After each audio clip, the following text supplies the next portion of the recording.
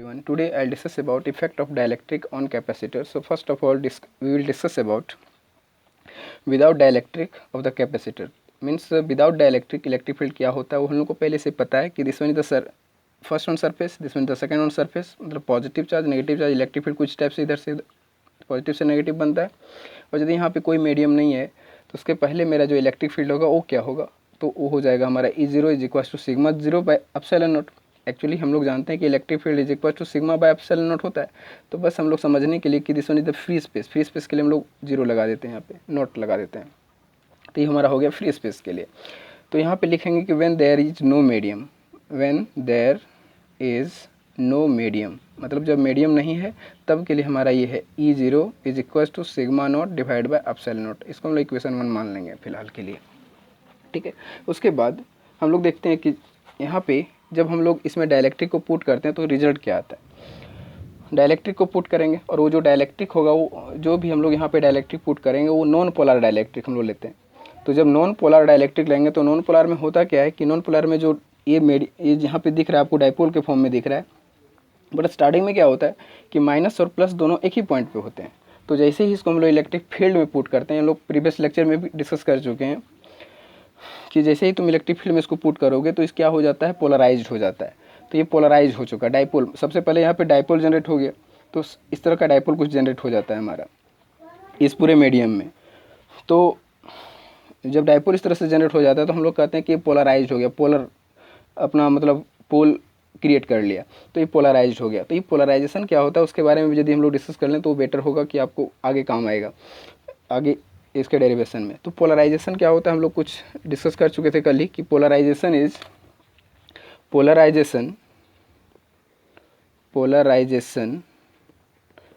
Equals to, हम लोग कल ही रीड किए थे डाइपोल, मतलब प्रीवियस लेक्चर में हम लोग रीड किए थे dipole moment per unit volume, dipole moment per unit volume. And we know dipole moment is equals to what, Q into 2A, Q into 2A divided by volume is equals to A into D. Means this one surface area and this one distance. A into D is the volume, मतलब area into distance is the volume. And Q into 2A, जहाँ पे 2A है उस जगह पे हम लोग दिखा सकते हैं D, बिकॉज दिस वन, ये देखो डाइपोल हमारा जब भी बनेगा, ये तो डाइपोल यहाँ से बहुत सारा डाइपोल है यहाँ पे, लेकिन यहाँ पे होगा क्या, जब इस तरह का बनता है तो हमारा बहुत ये जो प्लस माइनस कैंसिल आउट कर देता है, इस प्लस माइनस से इस ए मेरा कैंसिल हो जाता है. मतलब ये पूरा मीडियम जो यहाँ पे हम कलर करने जा रहे हैं, ये पूरा मीडियम जो यहाँ पे हम कलर करेंगे वो पूरा यहाँ से नेगलेक्ट हो जाता है. ये आपको यहाँ से लेकर के ये कुछ इतना दूर ये मेरा कैंसिल आउट हो जाता है. तो जब इतना दूर कैंसिल हो जाने पर किस तरह का मीडियम बन जाएगा, कुछ इस टाइप का मीडियम बन जाता है. तो यदि इस तरह का कुछ मीडियम बन जाएगा, मतलब this one is the first step, this one is the second step and this one is the third step. Third step में ऐसा होता है, मतलब पहले हम लोग मीडियम को नहीं रखे थे, सेकंड में डायलैक्ट्रिक पुट किए तो बीच वाला जितना भी है माइनस प्लस के कारण कैंसिल हो गया. बट इसमें क्या हुआ कि इधर माइनस बच गया, इस डायलैक्ट्रिक मीडियम का माइनस और प्लस के साथ अट्रैक्शन इसलिए नहीं कैंसिल हुआ, और इधर प्लस और माइनस के कारण कैंसिल नहीं हुआ. बाकी देख सकते हो कि ये प्लस और माइनस के कारण कैंसिल हो जा रहा है, यहाँ पे सारा कैंसिल हो जा रहा है, मतलब एक दूसरे को कैंसिल कर दे रहे हैं. अब सेम मीडियम है इसलिए कैंसिल हो जा रहा है, और ये डिफरेंट मीडियम है इसलिए यहाँ पे कैंसिल नहीं हो रहा है. तो ये कुछ इस तरह से क्या होता है कि यहाँ पे इलेक्ट्रिक फील्ड मेरा इंटरनल बन गया इस टाइप का, इधर से अपोजिट डायरेक्शन में, और इलेक्ट्रिक फील्ड ये मेरा एक्सटर्नल है. सो E0 से दिखा रहे हैं external electric field from this plate. ये पैरेलल प्लेट जो है वो हमारा कंडक्टर है, तो कंडक्टर से जो इलेक्ट्रिक फील्ड बन रहा है वो ये हमारा ये वाला है, और जो अंदर बन रहा है वो इंसुलेटर है. इंसुलेटिंग मीडियम मतलब डायलैक्ट्रिक मीडियम से बन रहा है, उसका डायरेक्शन अपोजिट है. तो हम लोग प्रीवियस लेक्चर में डिस्कस किए थे कि इलेक्ट्रिक फील्ड जो है सो 100% जो इसका नेट इलेक्ट्रिक फील्ड मिलता है वो हमको 100% जीरो नहीं मिलता है, बट यहाँ पे इलेक्ट्रिक फील्ड हमको क्या मिलता है, कंडक्टर के लिए जीरो मिलता है. ठीक है. तो यहाँ पे देख सकते हो कि डाइपोल हमारा क्रिएट हो गया है, माइनस टू प्लस होता है तो डाइपोल का डायरेक्शन किधर है, डाइपोल का डायरेक्शन ये हो गया मेरा, direction of dipole is this, मतलब ये टोटल डाइपोल हो गया. डाइपोल तो यहाँ बहुत सारा क्रिएट हो गया, डाइपोल पर यूनिट वॉल्यूम, जिसको यहाँ पे जो हम लिखे हैं कि पोलराइज हो गया यहाँ पे, तो वो जो पोलराइजेशन हुआ वही है मेरा dipole moment per unit volume, dipole moment per unit volume. तो यहाँ पे लिख सकते हैं Q इंटू 2A की जगह, मतलब ये पूरा डिस्टेंस है मेरा डाइपोल का, यहाँ से लेकर के ये डिस्टेंस पूरा यहाँ से यहाँ तक डिस्टेंस क्या है, D के बराबर है. मतलब इस तरह से इसको सेट किया जाता है कि ये पूरा डिस्टेंस है, इसी डिस्टेंस के बराबर उसको माना जाता है, पूरा टच करा करके इसको सेट किया जाता है, मतलब उससे पूरा पैक्ड है, क्लोजली पैक्ड है. ठीक है. तो इस तरह से इसको सेट किया जाता है. तो ये आपको मिल जाएगा 2A भी, जो किसके बराबर मिल जाएगा, डिस्टेंस के बराबर मिल जाएगा, इसी डिस्टेंस के बराबर. तो यहाँ लिख सकते हैं A into D, D cancel हो जाएगा, तुमको क्या मिलेगा, Q डिवाइड बाई हम लोग जानते हैं सरफेस चार्ज डेंसिटी। अब यहाँ देखो surface charge density is equal to charge per unit area, तो इसको लिख सकते हैं हम लोग सरफेस चार्ज डेंसिटी। बट यहाँ पे ये जो सिग्मा जीरो है और ये सिग्मा में डिफरेंस है, बिकॉज ये देखो ये बाउंडिंग के कारण हो रहा है। यहाँ पे जो इंसुलेटिंग मीडियम और कंडक्टर के बीच में जो बाउंडिंग हो रहा है उसके कारण जो मेरा सरफेस चार्ज डेंसिटी बन रहा है वो वाला ये है, और ये तो मेरा फ्री स्पेस के लिए sigma zero for free space. तो यहाँ पे हम लोग लिख देंगे सिग्मा बी भी दिखा सकते हैं कि this one is the bounding surface charge density, bounding surface charge density जो किसके बराबर हमको मिल गया, पोलराइजेशन पी से इंडिकेट किया जाता है। तो पी इज इक्वल्स टू हमको यहाँ पे मिल गया सिग्मा बी के बराबर। तो इसको यहाँ पे हम लोग नोट कर लेंगे। ठीक है, जब यहाँ तक क्लियर हो गया, जब मेरा बाउंडिंग सरफेस चार्ज डेंसिटी मिल गया, तो हम लोग जब इसको मीडियम में जब डाले, हम लोग डाइलेक्ट्रिक मीडियम को जब उसमें पुट किए, तो डाइलेक्ट्रिक मीडियम के लिए भी इलेक्ट्रिक फील्ड मेरा कुछ होगा। मतलब इस मीडियम के लिए जो इलेक्ट्रिक फील्ड होगा, जो इंटरनल में बन रहा है, वो इलेक्ट्रिक फील्ड जो मेरा होगा वो किसके बराबर होगा। तो यहाँ लिखेंगे कि when there is डाइलेक्ट्रिक, यदि डाइलेक्ट्रिक होगा देन हम लोग लिख सकते हैं कि इलेक्ट्रिक फील्ड जो होगा वो बाउंडिंग इलेक्ट्रिक फील्ड होगा, because bounding surface charge density मिल रहा है। तो बाउंडिंग इलेक्ट्रिक फील्ड जो आपको मिलेगा वो मिल जाएगा sigma b divide by epsilon naught, इसके बराबर मिल जाएगा। इसको हम लोग मान लेंगे इक्वेशन नंबर 2। जब दोनों इलेक्ट्रिक फील्ड हम लोग को मिल चुका है सिग्मा बी और ये, तब नेट इलेक्ट्रिक फील्ड हमको मिल जाएगा कि इस पर नेट इलेक्ट्रिक फील्ड कितना है, क्योंकि देखो इंटरनल जो है बाउंडिंग मिल गया और ये एक्सटर्नल था, मतलब जब डाइलेक्ट्रिक मीडियम को नहीं रखे थे तब सरफेस चार्ज डेंसिटी हमको सिग्मा बाय एप्सिलॉन नॉट मिल रहा था। ये सिग्मा बाय एप्सिलॉन नॉट कैसे हो रहा है वो आपको पहले भी पढ़ चुके हैं, क्योंकि देखो इसका होता है सिग्मा बाय एप्सिलॉन 2 बाय इस तरह से सिग्मा बाय 2 एप्सिलॉन नॉट, और इसका भी होता है सिग्मा बाय 2 एप्सिलॉन नॉट। जब दोनों को ऐड करते हैं तो इतना के बराबर मिलता है। हम लोग प्रीवियसली भी इसको डील कर चुके हैं। ठीक है, तो ये हमारा सिग्मा बाय एप्सिलॉन नॉट, यहाँ भी sigma b by epsilon naught मिल रहा है, क्योंकि वो फ्री स्पेस के लिए है, मीडियम के लिए है। ठीक है, अब देखते हैं नेट इलेक्ट्रिक फील्ड मेरा कितना मिलेगा। तो नेट इलेक्ट्रिक फील्ड, अब नेट इलेक्ट्रिक फील्ड जब यहाँ पे फाइंड करेंगे तो कितना मिल जाएगा, ई इज इक्वल टू, यहाँ पे लिख सकते हैं net electric field is equal to e zero for free space, electric field for free space, minus करते हैं क्योंकि अपोजिट डायरेक्शन में है, देख सकते हो अपोजिट डायरेक्शन में, तो हम लोग माइनस यहाँ पे करेंगे, यहाँ पे लिखेंगे बाउंडिंग इलेक्ट्रिक फील्ड। तो दोनों को पुट कर देते हैं, तो दोनों को पुट करने से हमारा रिजल्ट मिलेगा sigma zero by epsilon naught minus sigma b divide by epsilon naught. दोनों का वैल्यू पुट कर दिए हम लोग, यहाँ से 1 और 2 से वैल्यू पुट कर दिए यहाँ पे। तो पुट करने पर हमारा रिजल्ट जो मिलेगा वो मिलेगा sigma naught minus sigma b divide by epsilon naught. दोनों में एप्सिलॉन नॉट है तो कॉमन आ गया। ठीक है, तो इतना करने के बाद आप यहाँ पे देख सकते हो कि सिग्मा बी जो है वो मेरा किसके बराबर है, ये सिग्मा बी पी के बराबर है, पोलराइजेशन के बराबर है। तो यहाँ पे डायरेक्ट पुट कर दो sigma naught minus P divide by epsilon not, तो इस तरह के बराबर मिल गया। तो इलेक्ट्रिक फील्ड जो है फिलहाल यहाँ पे हम लोग इसको रखते हैं कितना मिला, इक्वेशन नंबर 3 मान लो इसको कि this is the equation number 3।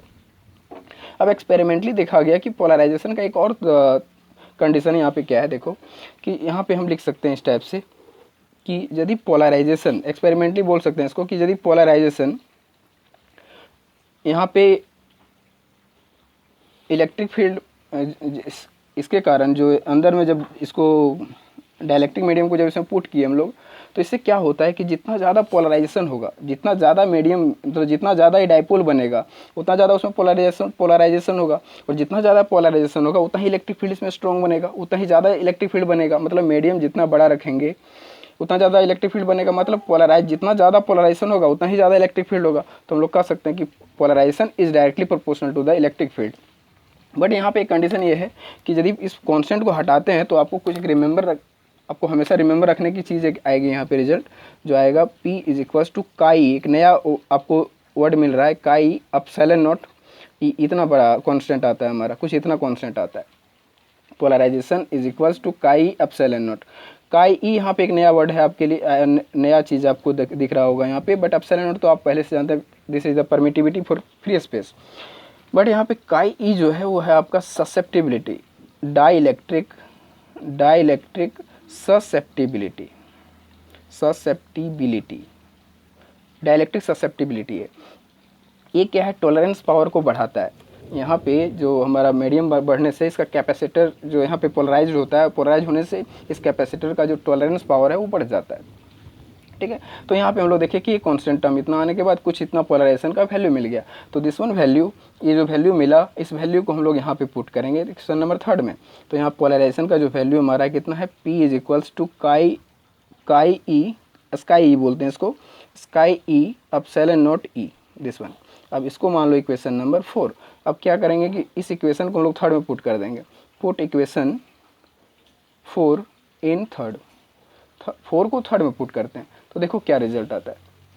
तो ये मेरा इक्वेशन थर्ड है, तो पुट करते हैं 4 को थर्ड में, तो क्या आएगा देखो, E इज इक्वल्स टू, हमारा जो रिजल्ट आएगा वो आएगा सिग्मा नॉट, और P के जगह मेरा chi E epsilon naught E divide by, पूरा पे है एप्सिलॉन नॉट, अब क्रॉस मल्टीप्लिकेशन कर दो तो ये क्या आ जाएगा, E epsilon naught is equals to sigma naught minus chi E epsilon naught E, इतना आया।